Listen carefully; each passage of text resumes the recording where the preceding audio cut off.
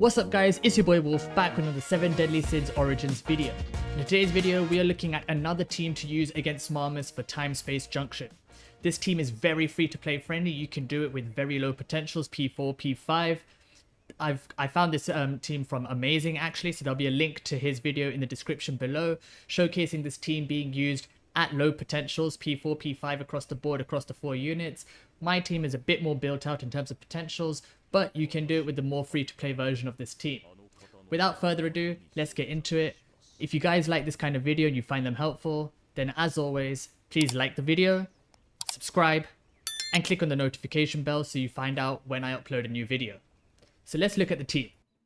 So this is the team, guys. This is what we're using. We're using Escanor with his fire axe, Meliodas with his longsword build, Gila with the rapier, and Manny with her staff. The whole point of this team is to basically build up burst with Gila, get your first strike and your crit damage buff from Manny, and then basically kind of alternate between Meliodas and Escanor to trigger their bursts and do a big ton of damage to Marmas. We're using Meliodas because the boss is weak to both fire and dark, so both Escanor and Meliodas get a damage boost against Marmas. Let's look at their actual builds. With Escanor, as usual, we are using his fire axe. If you can, ideally, if you're looking to min-max this build, you want to be looking for crit chance and crit damage specifically on his weapon, because he does kind of lack crit damage on his axe build, since the weapon gives you fire attack compared to the crit damage that you get from the SSR crafted weapons. So crit chance, crit damage, fire attack increase, fire damage increase is what you're looking for with the enchantments. In terms of his armor, obviously we are using the Northern Wildness engraved set, which gives you the duration of flare increase and the chance to gain additional sunspots. Again, engraving bonus, if you can, if you are using your Remnants of the Rift or you're using extra engraved equipment as fodder to try and reroll the bonuses. Again, ideally you want to be looking for things like crit damage, crit chance. Those are the best stats to help with Escanor's damage. In terms of jewelry, what I'm using is I'm using one piece Arachne's ring. Why am I using this ring? Ideally, if you want, you could be using the corrupted, not the corrupted watches. Oh yeah, it is the corrupted watches, sorry. You want to use the corrupted watches ring because it gives you crit damage as the base stat. So if you have enough crit chance and you're looking for more crit damage, then this ring was going to give that to you. I'm also using the 2-piece of the Mad Miners set because the 2-piece set gives me 15% crit damage. I'm using my ring as the Arachne's ring as my 1-piece because it gives me crit chance on the base, but I also managed to roll this one with crit damage on the chance space bonus. So I'm getting both crit chance and crit damage from this ring. Now when it comes to Meliodas, in terms of what we're using for his build, again, we're using the longsword. Ideally, this build probably works better, especially for this fight, with the SSR crafted longsword, because every time that you bring in Meliodas, he's always activating Darkness Burst, which means that you're always going to be activating the Black Flame energy. He's always going to get that 28% attack boost and 6% crit chance boost. I'm using this longsword mainly because the one that I have, the SSR crafted one, I haven't got it to level 50 yet. And on top of that, my Meliodas' longsword does have a pretty good enchantment of high roll on crit damage and crit chance. So that's why I'm using this. I've also got it limit broken all the way to level 4.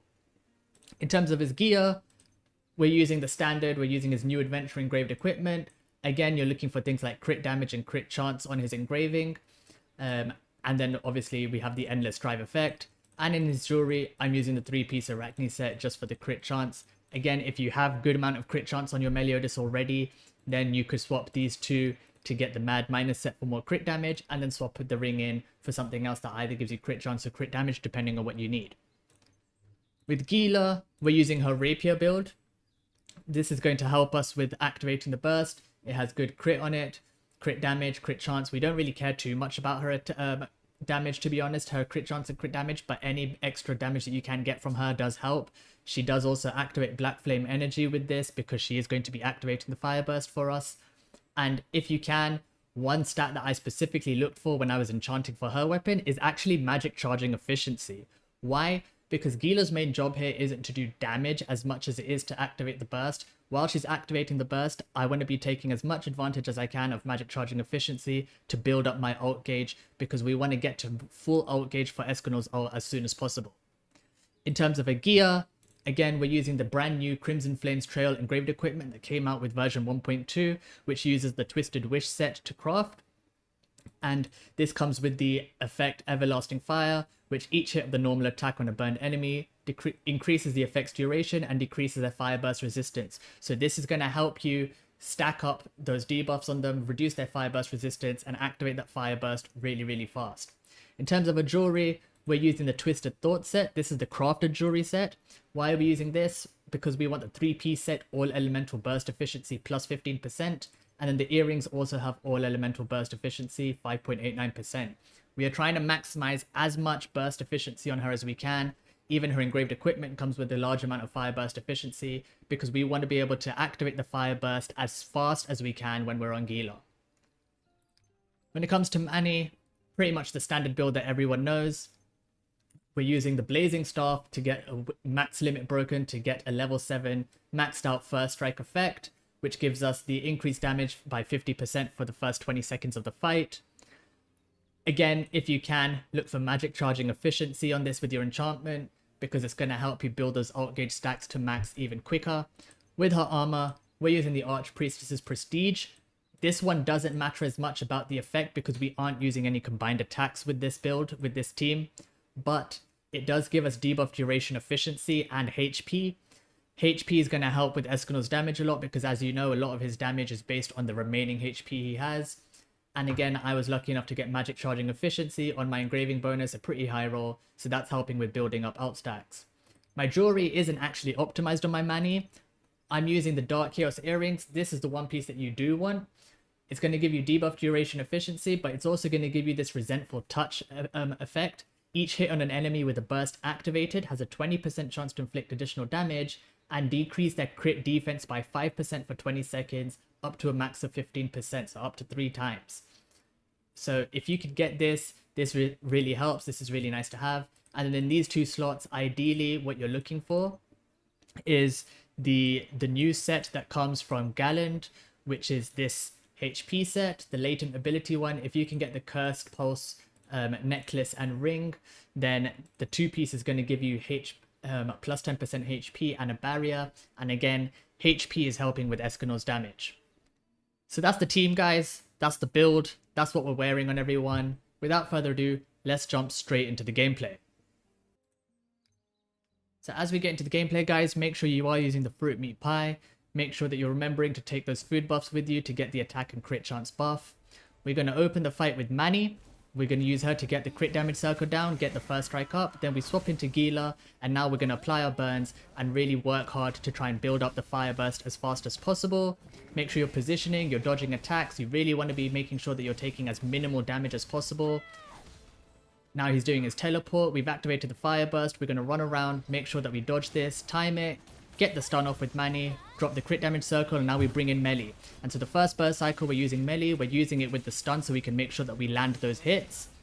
We're going to get all those E's off, and now we're going to swap back out.